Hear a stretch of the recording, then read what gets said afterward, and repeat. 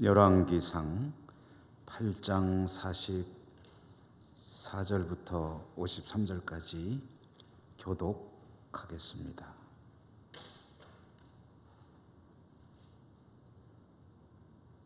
주의 백성이 그들의 적국과 더불어 싸우고자 하여 주께서 보내신 길로 나갈 때에 그들이 주께서 택하신 성읍과 내가 주의 이름을 위하여 건축한 성전이 있는 쪽을 향하여 여호와께 기도하거든 주는 하늘에서 그들의 기도와 간구를 들으시고 그들의 일을 돌아보옵소서.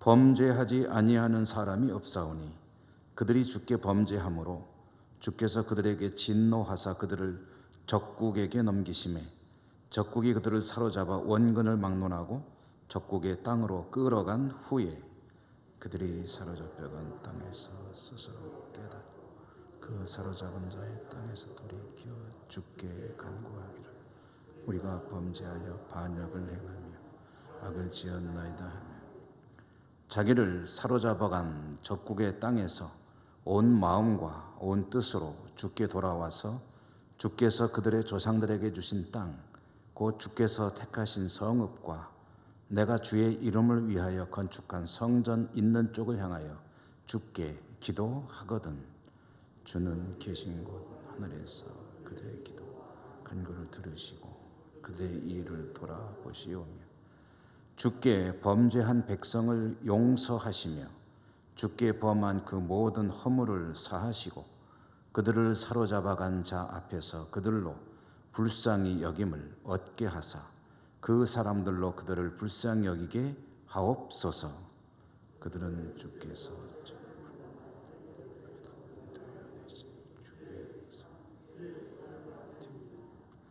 원하건대 주는 눈을 들어 종의 간구함과 주의 백성 이스라엘의 간구함을 보시고 주께 부르짖는 대로 들으시옵소서.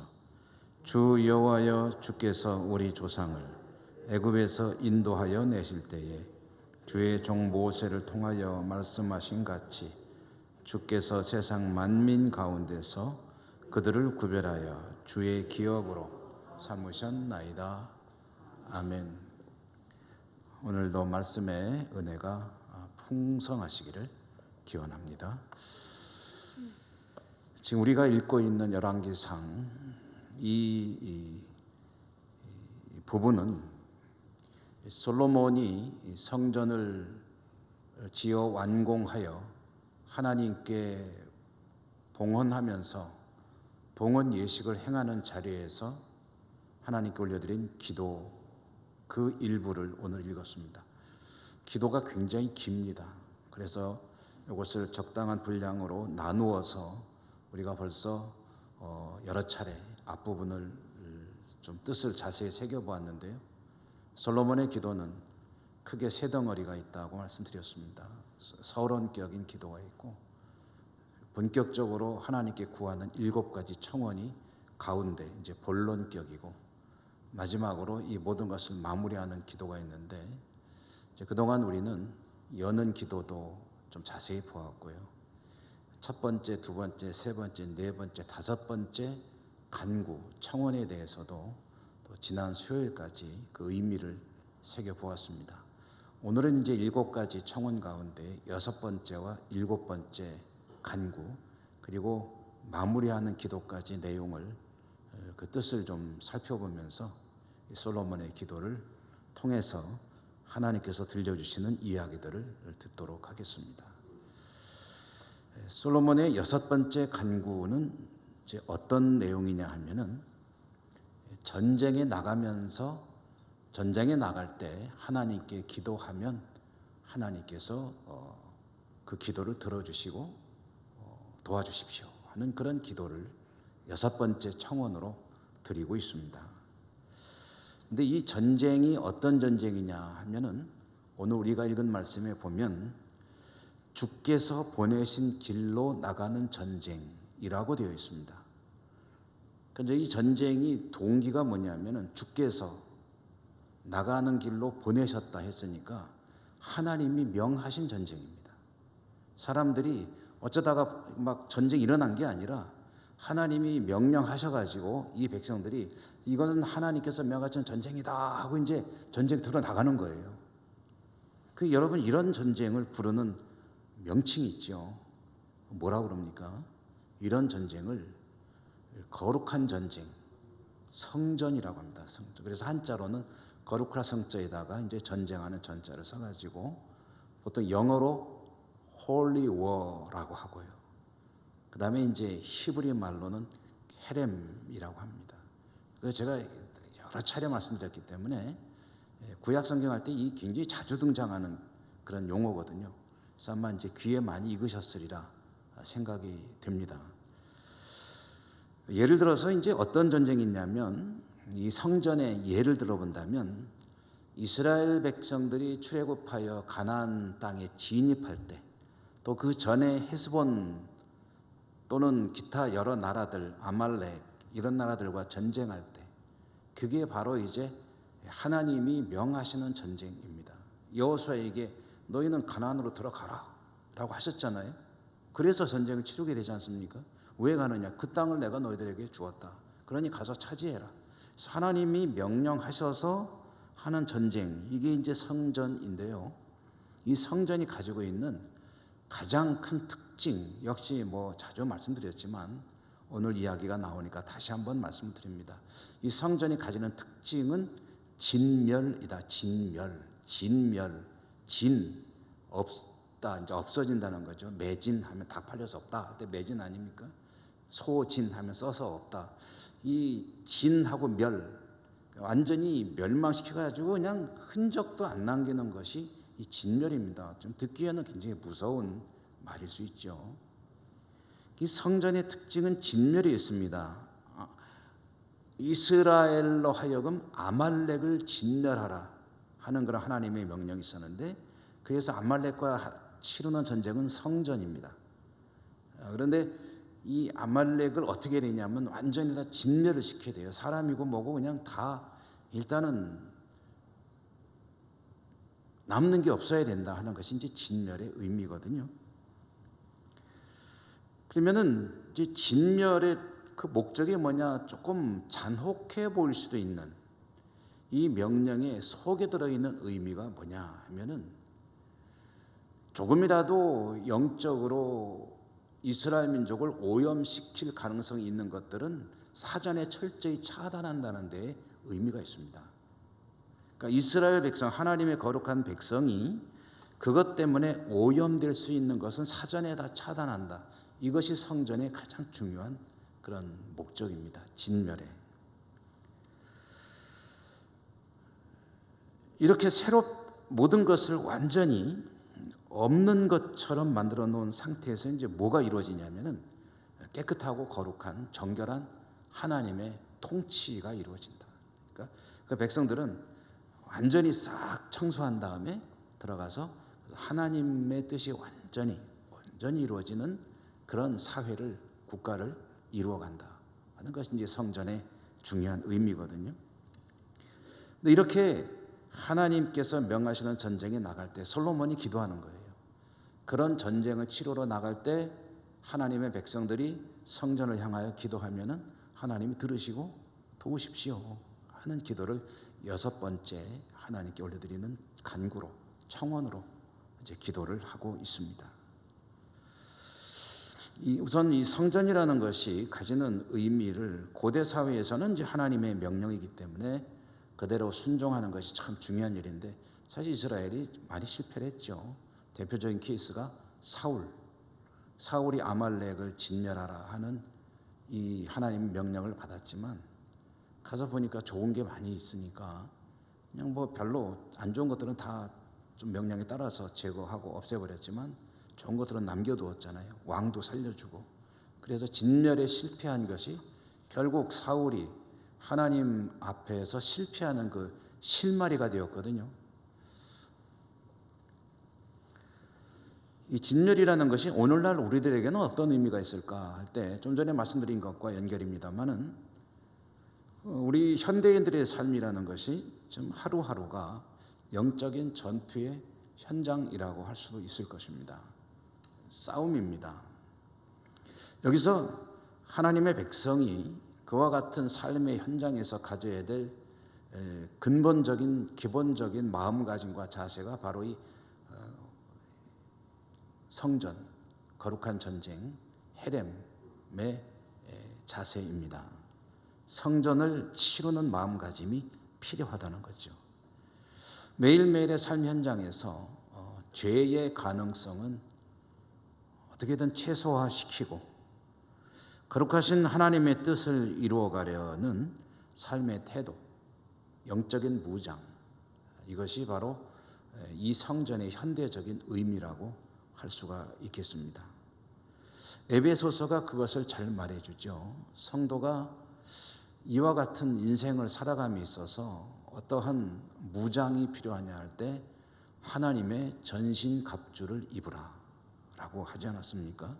우리의 영과 혼과 온 육신을 하나님의 전신갑주로 빈틈없이 무장하고 나를 방어하는 데 빈틈이 없을 뿐만 아니라 이 손에는 성령의 검, 곧 하나님의 말씀을 가지고 적을 공격하며 무찌르는 그와 같은 영적인 전투의 삶을 산다고 할 때 이게 바로 현대의 성전, 거룩한 하나님의 백성의 전투라고 할 수가 있을 것입니다. 여러분, 하루하루 오늘 하루만 생각해 돌이켜 보아도 얼마나 많은 하나님의 뜻을 거역하기 십상인 그런 일들이 많이 일어나고 있습니까? 그러한 삶의 현장에서 성도가 자신을 지키고 하나님의 뜻을 이루어 나가기 위해서 이와 같은 하나님의 전신갑주를 입는 것 참 중요한 일이고요. 이것이 바로 구약 성경에 나오는 성전의 현대적인 의미다 라는 그런 말씀입니다. 근데 여기에서 또 한 가지 굉장히 중요한 그런 내용이 들어있는데요. 이 성전이라는 이 전쟁은 그 전쟁의 동기가 누구로부터 시작이 됩니까? 하나님으로부터 시작이 됩니다. 하나님께서 명하셔서 이제 전쟁이 시작이 되는 거예요. 그렇기 때문에 이 전쟁은 하나님으로부터 시작이 돼가지고 하나님 백성의 순종해서 이 전쟁을 치를 때에 하나님 백성 입장에서는 하나님의 뜻에 따라 성전에 임하는 것이므로 하나님이 너무 잘 아시는 전쟁, 계획도 하나님이 하셨어요. 이제 이 백성들이 가서 하나님 뜻에 따라 움직이면 되는 거예요. 그러므로 이 전쟁에 대해서 가장 속속들이 잘 알고 있는 분이 바로 하나님이시다. 하나님이 뻔히 다 알고 있는 일이요, 하나님이 기획하신 일이요, 하나님이 명하신 일이요, 하나님 백성은 그저 하나님 뜻에 따라서 순종만 제대로 하면 되는 것인데, 그런데 이런 일을 놓고도 하나님께 기도해야 되느냐 하는 그런 문제에 대한 대답이 오늘 이 말씀 속에 들어 있습니다. 다시 말해서 누군가가 나에게 어떤 일을 시켰는데 나는 그 자세한 건 모르지만 어쨌든 그 양반이 나한테 시켰으니까 나는 한다 할 때 그 양반한테 이걸 계속해서 얘기해가면서 해야 되느냐, 나는 시킨 대로만 하면 되는 거 아니냐, 그런 이야기가 되겠죠. 오늘 성경 44절 45절 우리가 본 말씀에 의하면 솔로몬은 그들이 주께서 명하신 길로 나가 전쟁을 치르는데 그때에 그들이 하나님께 기도하면 그들의 기도를 들으시고 그들을 돌보아 주십시오 라고 기도를 하고 있거든요. 그러면 하나님 명령에 따라서 이 성전에 나갈 때 하나님이 하라는 대로 그대로 하는 건데 이거를 놓고도 하나님께 열심히 기도를 해야 되느냐? 라고 질문한다면 그때에 이런 일을 놓고도 반드시 기도해야 된다는 그런 응답, 그런 질문에 대한 대답도 이 말씀 속에 들어 있습니다. 정리하면 이미 하나님께서 다 알고 계셔. 잘 알고 계셔. 그 일을 시작한 것도 하나님께서 하라고 하셔서 시작했어요. 그리고 나도 지금 순종해서 잘하고 있어. 그런 일들에 대해서도 열심히 하나님께 계속 기도하면서 해야 되느냐. 인간의 생각으로 본다면 뭐 하나님이 하라고 하신 거 잘하고 있으면 되겠지. 영적으로 말할 때 일종의 따놓은 당상과 같은 일인데 그것도 그냥 하나님도 바쁘신 분인데 이런 거 가지고 기도해서 귀찮게 해드려야 되느냐라는 그런 생각도 들 수가 있겠습니다. 그런데 반드시 모든 일에 기도와 간구로 하나님께 나아가야 한다는 것을 오늘 이 말씀이 아주 잘 전해주고 있죠. 이것은 누구를 위해서 기도를 하는 일이냐 하면은요, 그것은 사실은 성도 자신을 위해서 이와 같은 기도의 삶을 살아야 합니다. 왜 그러냐 하면은 하나님이 명하신 일이라고 생각하고 나는 순종만 잘하면 된다고 생각하면 자칫 영적으로 굉장히 나태해질 수가 있습니다. 느슨해질 수가 있다는 거죠. 그런데 하나님이 명하셨고 하나님이 계획하신 일이지만 열심히 이것을 놓고 기도하면서 하나님의 뜻이 이루어지기를 원합니다. 기도하면서 나아갈 때 그때 어떤 일들이 벌어지게 되냐면 하나님께서 시작하시고 일을 진행시켜 나가고 마무리 짓고 완성 짓는 것까지 그 모든 과정 속에 하나님의 역사를 볼 수 있는 안목을 가지게 된다는 거예요. 눈을 가지게 되는 거예요. 다시 말해서 이 일을 이룸에 있어서 주인공이 누구냐면 내가 아니고 하나님이라는 것을 잊지 않게 됩니다. 그리고 하나님의 역사를 계속해서 기억하면서 일을 할 수 있게 되기 때문에 어떤 이 일이 끝났을 때에 기도한 사람과 기도하지 않은 사람에게는 어떤 차이가 발생하냐면은 기도한 사람에게는 이 일이 하나님의 역사로 남게 됩니다. 근데 기도하지 않고 한 사람에게는 자칫하면은 나의 공로로 남게 될 가능성이 있습니다. 상당히 농후합니다. 하나님 명하셔서 이렇게 했는데 나도 굉장히 수고 많이 했네. 내가 이번에 참 잘했지. 하나님도 보면 흐뭇하실 거야. 나도 이제 이 정도 됐어 라고 생각할 수 있는 자신도 모르게 어떤 공로주의에 휩싸일 그런 가능성이 있다는 거죠. 예를 들어서 여러분 하나님이 가장 기뻐하시는 게 뭡니까? 전도하는 거 아닙니까? 전도하는 일인데 이 전도하는 일을 하면서 처음부터까지 계속해서 한 사람 한 영혼을 놓고 기도하면서 하는 사람하고 전도하는 건 하나님이 좋아하시는 거니까 내가 열심히 해야지 해서 뭐 기도는 없었지만 어쨌든 전도에 성공했다 할 경우에 그 열매를 바라보면서 어떤 생각을 가지게 될 것이냐, 뭐 꼭 그런 건 아니겠지만요, 가능성의 이야기입니다. 그 영혼을 놓고 계속 기도하면서 전도에 성공한 사람은 하나님께서 이 영혼을 사랑하셔서 나를 통해 구원하셨다 라고 생각할 수 있겠지만 뭐 기도는 별로 안 했으면 내가 역시 전도왕이야 뭐 이런 생각할 수 있겠죠. 비슷한 것 같습니까? 아닙니다. 전혀 다릅니다.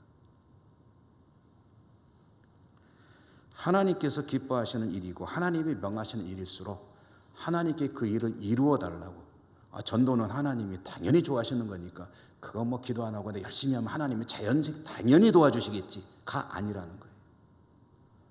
왜 그래야 되느냐? 나를 위해서도 반드시 기도하면서 이 일을 해나가야 된다.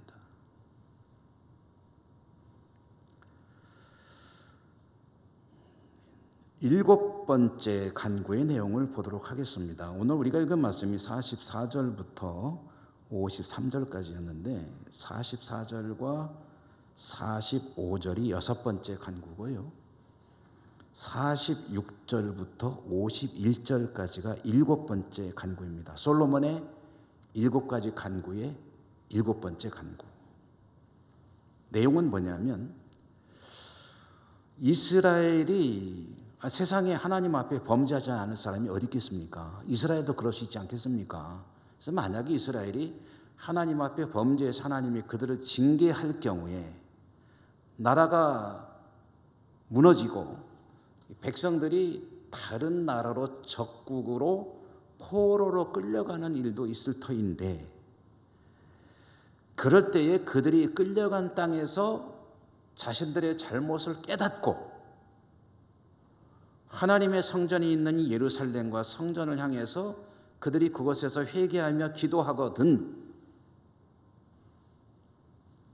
그들을 불쌍히 여기시고 끌고 간 사람들에게 긍휼을 얻게 하십시오 라는 이 말은 돌아올 수 있게 도와주십시오 라는 말이죠.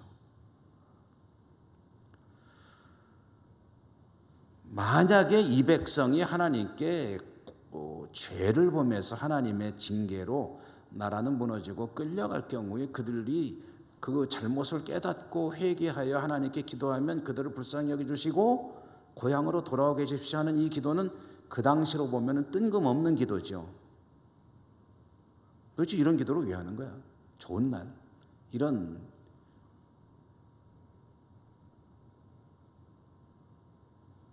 영 듣기에 안 좋은 민망한 이야기로 도대체 찬물을 끼얹듯이 그 축제의 자리에서 저 양반이 왜 그러는 거야? 라고 생각할 수 있겠죠. 사실 뜬금없는 기도일 수 있겠습니다.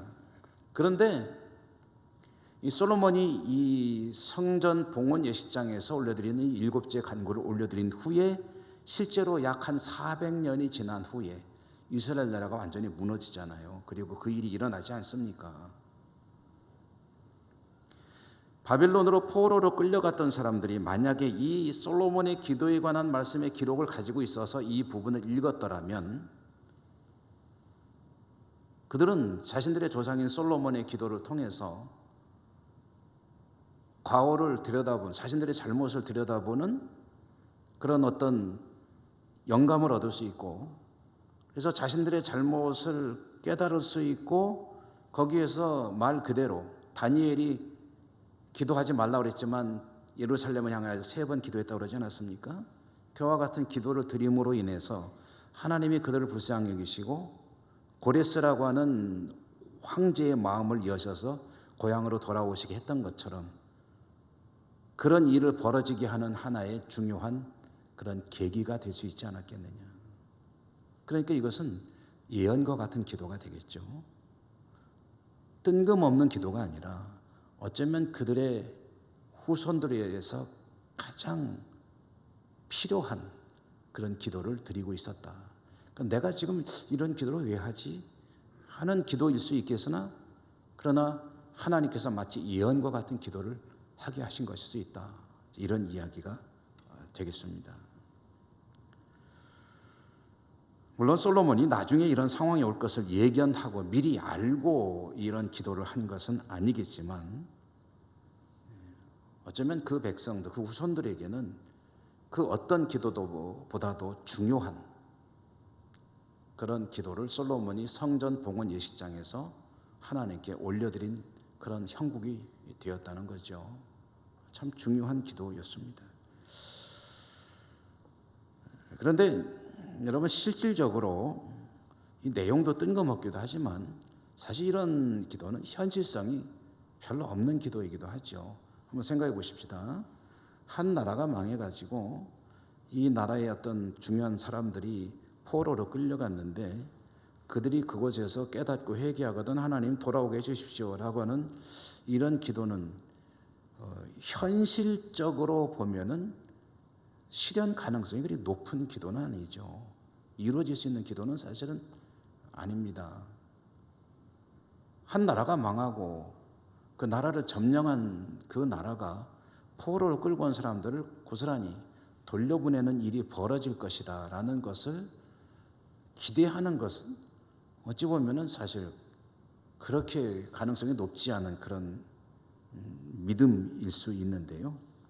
이 솔로몬이 이와 같은 믿음을 가질 수 있는 근거가 어디에 있느냐? 솔로몬은 무슨 믿음을 가지고 혹시 이런 일이 벌어지더라도 하나님 회개하면은 다 돌려보내 주십시오라고 하는 이런 기도를 드릴 수 있느냐? 그 믿음의 근거는 그의 기도 가운데 51절에 들어 있습니다. 51절에 보면 그들은 주께서 철 풀무 같은 애굽에서 인도해 내신 주의 백성 주의 소유가 됨이니이다.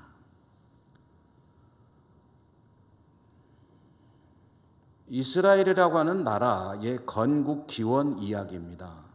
우리나라의 건국 기원의 이야기는 어디로부터 시작됩니까? 신화적으로는 단군으로부터 시작이 되기도 하지만 역사 시대로 넘어가면은 고조선 또 고구려, 백제, 신라 그다음에 부여 이런 나라들에 대한 그 역사적인 기록을 가지고 우리나라의 이제 그 기원을 거기에서 찾고 있지 않습니까?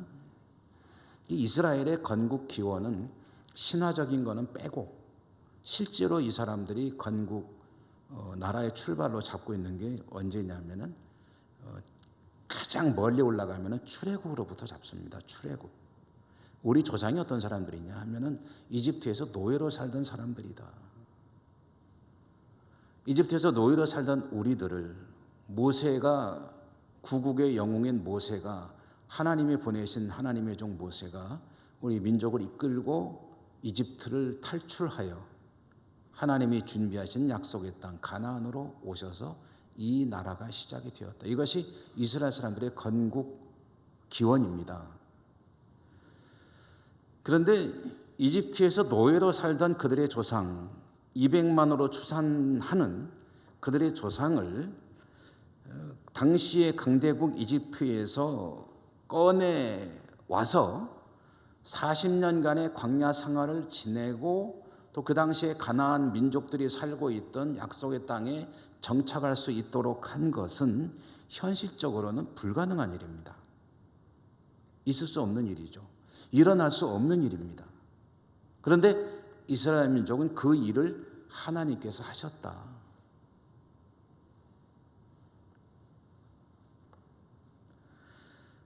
시련과 환난 가운데 40년 광야 생활을 보내기는 했지만 그것은 우리 조상들의 불신앙으로 인한 것이었고, 하나님께서는 우리 민족을 그 압제로부터 건져내시고 불쌍히 여기셔서 이 땅으로 인도해 주셨다라는 이 믿음, 이 믿음의 근거는 어떠한 시련과 환난 가운데도 하나님을 의지할 수 있는 그런 영적인 어떤 믿음을, 어떤 일들을 기대하더라도 다 기대할 수 있는 믿음을 갖게 하는 그런 근거가 되는 거죠. 우리 조상들을 노예로 살던 이집트의 비참한 생활로부터 건져내신 하나님, 바다도 가르셨고 그 40년 동안 먹을 것이 떨어지지 않고 입은 옷이 해지지 않고 신발이 망가져서 발이 부르트지 아니하도록 하셨던 하나님의 그 은혜, 광야에서 목말라 말라 죽은 사람이 없는, 그렇게 하신 하나님께서 도대체 못하신 일이 어디 있느냐 하는, 그들이 하나님을 의지할 수 있는 정말 그 굉장한 믿음의 근거가 되는 것이 또한 이 출애굽 사건이기도 합니다.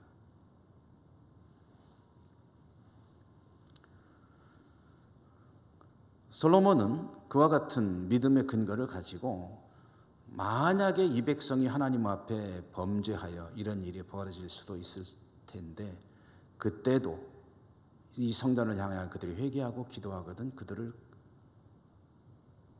다시 돌아오게 해 주십시오 라는 기도를 드리는 것이, 이것은 기도이지만 예언이 되었죠.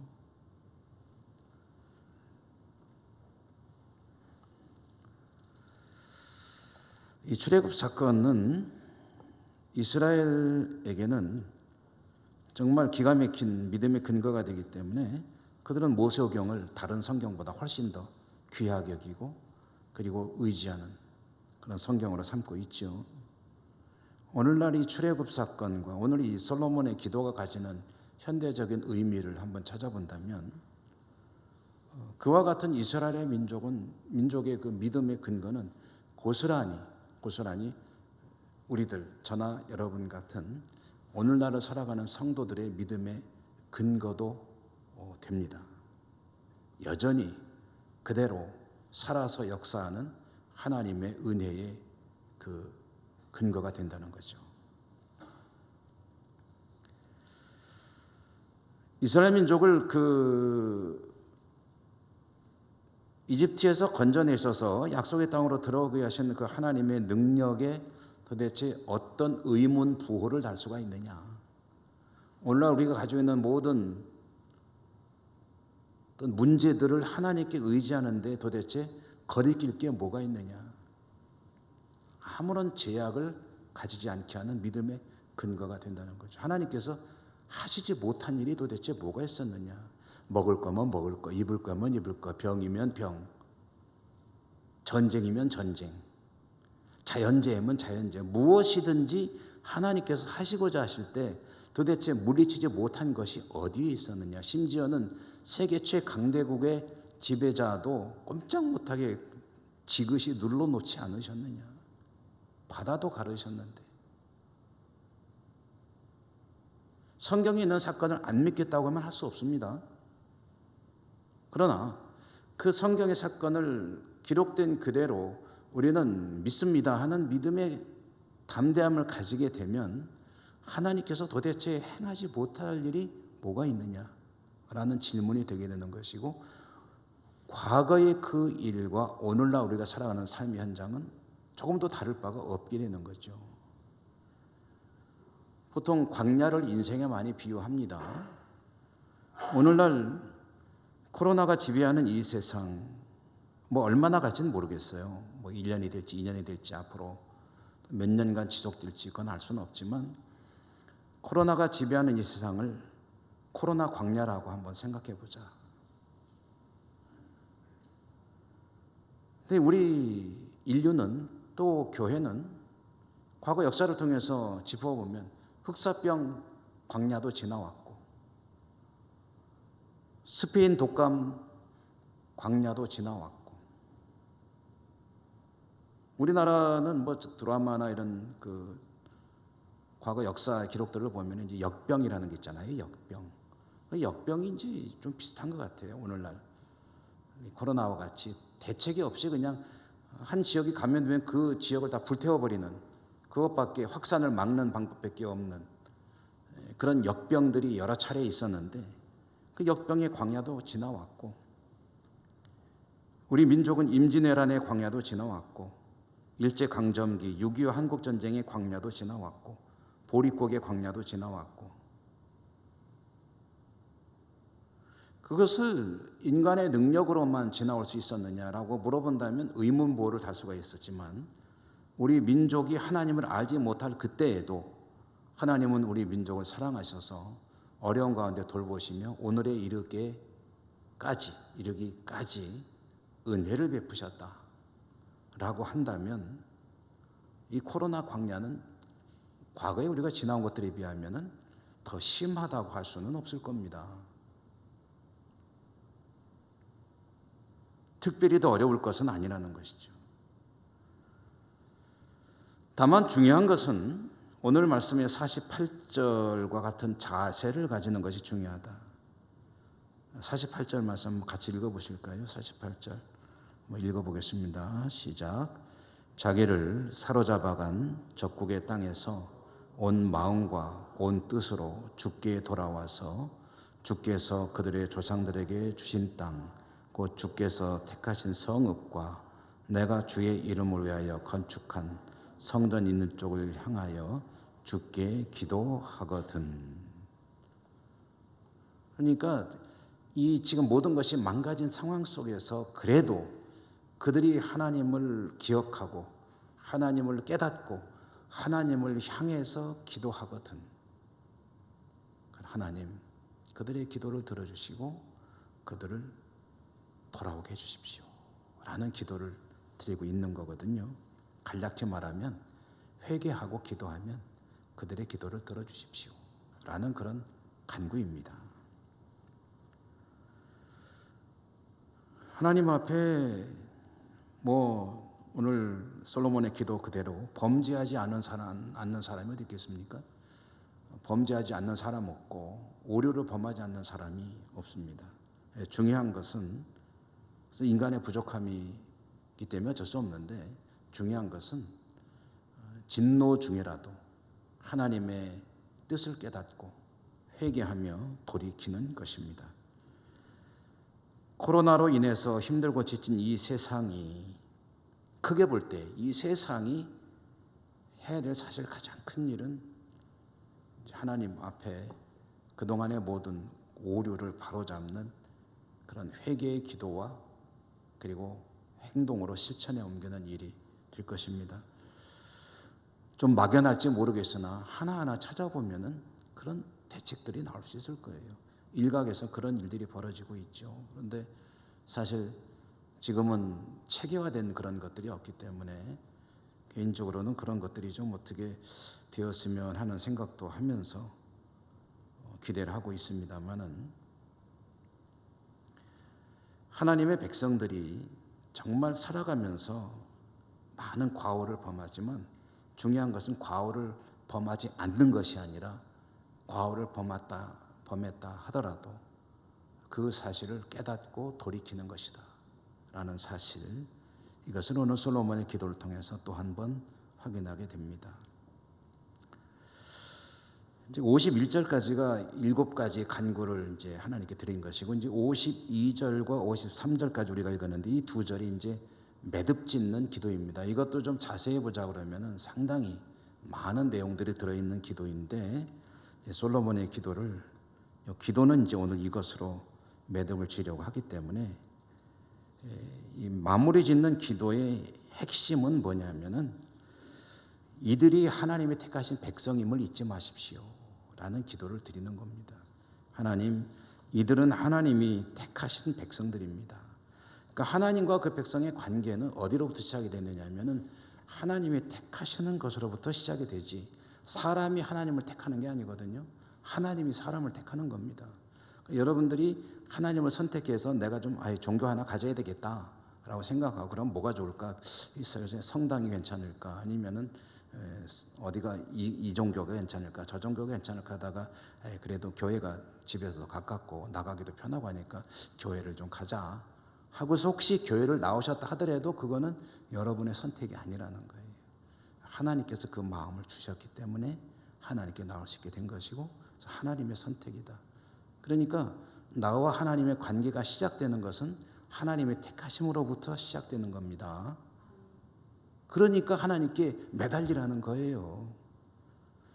하나님이 나를 택하셨으니까 어찌 보면 약간 이제 좀 죄송한 표현이라 막말을 하나 쓰겠어, 무대뽀 정신이죠. 하나님이 나를 택하셨으니까 하나님이 책임지시라 하는 그 매달리는 그 믿음이 사실은 어찌 보면 가장 원초적인 믿음입니다. 나를 하나님 택하셨으니 하나님께 이 모든 것을 다 의뢰합니다. 하나님이 해결해 주십시오. 이게 이제 오늘 솔로몬의 마치는 기도의 핵심 내용입니다. 이스라엘 백성 하나님이 택하지 않으셨습니까? 그거 잊지 마십시오 라는 것으로 마치는 거예요. 우리들은 그렇게 말할 수 있습니다. 왜냐? 하나님이 택하셨으니까. 하나님 아무것도 모를 그때 하나님 저를 택해 주셨습니다. 구원하시려고 예정하신 줄 믿습니다. 저는 잘못된 길로 많이 가지만 그러나 하나님 은혜를 베풀어 주시고 용서하시고 그리고 구원하여 주십시오. 아무리 뻔뻔스러운 상황에 가더라도 하나님께 얼굴을 돌이킬 수 있습니다. 그 얘기가 어디에 나와요? 탕자 이야기에 나오잖아요. 아버지 돈 탕진하고 나가서 묻든 짓 하고, 그리고 그것도 뭐 좀 아버지한테 죄송해서가 아니라 굶어 죽을 지경 되니까 아버지한테 돌아오는 거예요. 여러분 그거 굉장히 중요합니다. 탕자가 철나서 돌아온 거 아니에요. 철 안 났습니다. 철 안 났는데 배고프니까 돌아오는 거예요. 그런데도 하나님 받아주. 왜요? 아들이니까. 그게 바로 하나님과 나의 관계의 가장 기초입니다. 하나님이 별 생각 없이 나를 택하신 게 아니고, 얼굴이 잘생겨서 택하신 것도 아니고요, 똑똑해서 써먹으려고 택하신 것도 아닙니다. 한 가지 이유입니다. 사랑하셔서 택하셨다. 그러므로 그 하나님 앞에 늘 우리의 모든 손 아래고 의지하고, 전적으로 의지하고, 잘못했으면 잘못했을수록 더 의지하고 늘 하나님께 나아가는 우리의 삶이 되기를 주님 이름으로 축원합니다. 기도하겠습니다. 하나님 감사합니다. 솔로몬의 기도를 계속 읽고 있습니다. 오늘까지 7가지 간구, 솔로몬의 기도의 중요한 부분들을 짚어보았는데, 말씀을 통해서 깨달은 바가 우리의 신앙의 내용이 되게 하시고, 하나님을 더 깊이 사랑하고 믿고 의지하고 순종하며 하나님 은혜 가운데 거하는 저희들의 삶이 될 수 있도록 도우시고 축복해 주옵소서. 예수님 이름으로 감사하고 기도드립니다. 아멘.